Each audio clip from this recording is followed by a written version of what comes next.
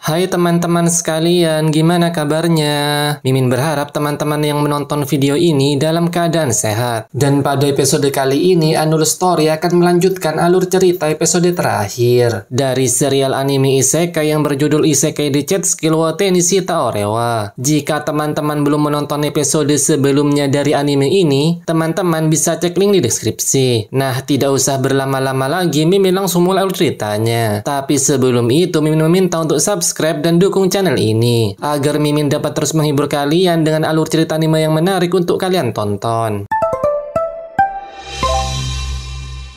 Scan awal dimulai saat Lexia dan Luna tak menyangka jika ada sosok kuat yang bisa melampaui Yuya. Mereka juga merasa senang karena Yuya baik-baik saja. Di saat Yuya mengingat kepergian sosok Nirmala Panah itu, Owen tiba-tiba datang dan memberitahukan jika pembicaraan hukuman Regar akan segera dilaksanakan. Dan Yuya juga diminta untuk hadir di aula istana. Setelah tiba di sana, terlihat Regar masih saja memberontak saat para prajurit akan membuka topengnya. Yuya dan Luna dibuat terkejut setelah mengetahui jika Regar memiliki bekas luka di sekujur tubuhnya. Regar nampak kesal karena ayahnya dan Lexia berpaling dan tidak melihat ke arahnya. Dan diketahui fakta jika penyebab luka itu merupakan ulah adiknya sendiri, yaitu Lexia. Saat itu Lexia melepaskan energi sihir, namun dia tak bisa mengendalikannya yang membuat Regar terkena serangan sihirnya. Namun Raja terlihat membela Lexia karena seharusnya luka yang dialami Regar telah sembuh. Mendengar hal itu membuat Regar membenarkannya. Namun meski begitu dia menjadi tidak beres karena tubuhnya terkena energi sihir Lexia yang sangat besar. Hal itu membuat Regar merasa gila dan dia tak sanggup menahan kegilaan itu. Dan pada akhirnya dia menghancurkan tubuhnya sendiri. Dan meski ayahnya telah memahami perasaannya, namun tetap saja dia tak menolongnya. Bahkan Raja dengan teganya mengurung Regar di luar istana. Hal itu membuat Regar memiliki hasrat yang tinggi untuk melenyapkan Lexia. Tak hanya itu, karena dirinya menjadi tidak waras dan menjadi buruk rupa membuat semua orang membencinya. Bahkan Regar dihapus dari keluarga kerajaan dan tidak diperlakukan seperti manusia. Karena kehidupannya yang sangat menderita membuat Regar merasa jika dirinya telah hidup di dalam neraka. Mendengar perkataan yang menyakitkan dari Regar membuat Yuya mengingat dirinya di masa lalu. Setelah itu Regar meminta mereka untuk segera melenyapkannya karena dia tak ingin hidup lebih lama lagi di dunia seperti neraka ini. Mendengar hal itu membuat semua orang terdiam. Namun secara tiba-tiba terlihat Yuya meminta izin untuk berbicara karena dia ingin mencoba sesuatu. Yuya kemudian mengambil ramuan berwarna hijau, kemudian mendekati Regar dan meminumkan ramuan itu kepadanya. Dan secara tiba-tiba melihat keajaiban itu membuat semua orang yang melihatnya terkejut dibuatnya. Setelah melihat ke arah cermin, alangkah terkejutnya Regar setelah melihat wajahnya menjadi good looking dan seluruh tubuhnya yang terkena luka bakar telah sepenuhnya sembuh. Yuya kemudian memberitahukan jika dia telah menyembuhkan Regar dengan menggunakan ramuan herba pemulih total. Melihat semua orang tercengang dengan kejadian ini, membuat Yuya baru menyadari jika herba pemulih total cuma bisa ditemukan di dalam legenda. Raja merasa heran karena Yuya telah menggunakan ramuan berharga itu untuk menyembuhkan putranya. Namun Yuya dengan santainya berkata jika dia telah membudidayakan ramuan itu di kebun rumahnya. Setelah itu di saat Regar merasa jika dia tak akan lolos dari eksekusi, membuat Lexia mengatakan kepada ayahnya jika dia telah memaafkan Regar. Mendengar hal itu membuat Raja terkejut. Bahkan Regar juga tak menyangka jika adiknya akan memaafkan perbuatannya yang ingin melenyapkannya. Dan pada akhirnya karena tidak bisa menolak permintaan putrinya, membuat Raja pada akhirnya memaafkan Regar dan tak jadi mengeksekusinya. Raja hanya mengambil wilayah Regar yang selama ini dia kuasai. Lexia memaafkan Regar karena dirinya ingin kembali rukun dengan sang kakak. Melihat kebaikan adiknya membuat Regar meneteskan air matanya. Setelah itu terlihat Regar berterima kasih kepada Yuya karena telah menolongnya. Karena permasalahannya sudah selesai, membuat Raja akan membahas hadiah apa yang akan dia berikan kepada Yuya. Dan secara tiba-tiba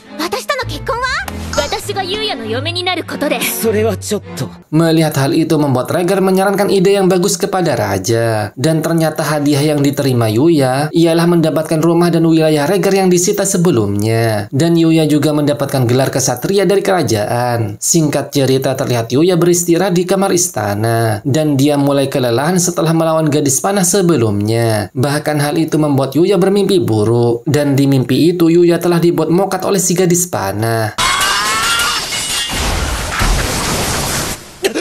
Saking ketakutannya, membuat Yuya mengabaikan ajakan teman-temannya dan bergegas kembali ke rumahnya. Melihat Yuya yang tergesa-gesa membuat Kaori merasa khawatir. Di perjalanan, Yuya mengingat omongan Rhaegar. Jika gadis itu merupakan sosok misterius yang memiliki kekuatan yang luar biasa. Tak hanya itu, bahkan Yuya juga mengingat perkataan masternya tentang sosok Mala. Dan ternyata Yuya buru-buru pulang ke rumah karena dia ingin segera berlatih untuk melawan Mala. Dan juga berpikir jika Master Usagi punya rencana untuk mengalahkan gadis itu. Namun Yuya tetap akan giat berlatih karena dia harus mempersiapkan diri untuk menghadapi Mala kapan saja. Namun sesaat kemudian terlihat Akatsuki dan Nek merasakan keberadaan hawa jahat. Dan benar saja karena secara tiba-tiba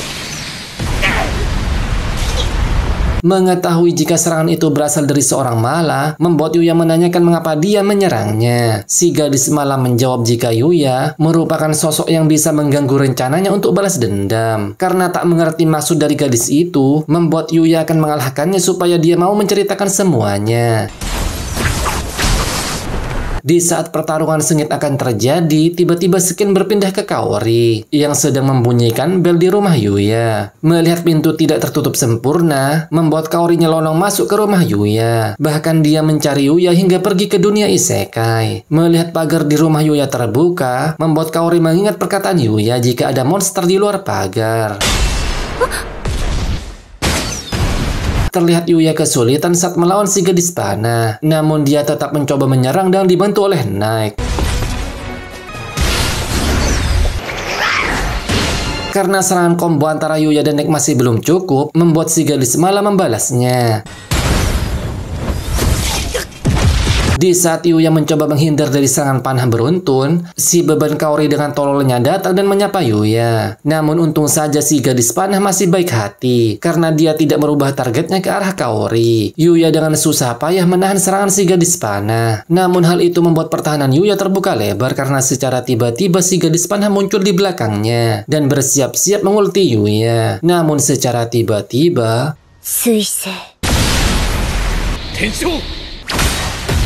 untung saja Usagi datang tepat waktu dan menolong Yuya. Usagi kemudian memberitahukan jika dia sudah melakukan penyelidikan. Diketahui jika gadis panah itu bernama Yuti, yang merupakan penerus nirmala panah yang sudah mokat. Mendengar hal itu, membuat Yuti memberitahukan jika dia akan membalaskan dendam gurunya. Diketahui juga jika guru Yuti selalu melindungi manusia. Namun dia telah dikhianati dan dibuat mokat oleh manusia itu sendiri. Usagi kemudian menasihati Yuti jika memang tugas dari Nirmala ialah melindungi umat manusia apapun resikonya. Hal itu juga merupakan kontrak Nirmala dengan planet ini. Meski telah mendengar semua itu, namun Yuti yang merasa jika dia tak menerima gelar Nirmala dan hanya penerus dari teknik gurunya, hal itu membuat dia tak merasa terikat dengan kontrak tersebut. Meski sudah dikeroyok oleh Yuya, Usagi, dan juga Nek, namun Yuti masih belum bisa dikalahkan dengan mudah. Hal itu membuat Usagi meminta Yuya untuk menirukan teknik yang dia lakukan sebelumnya.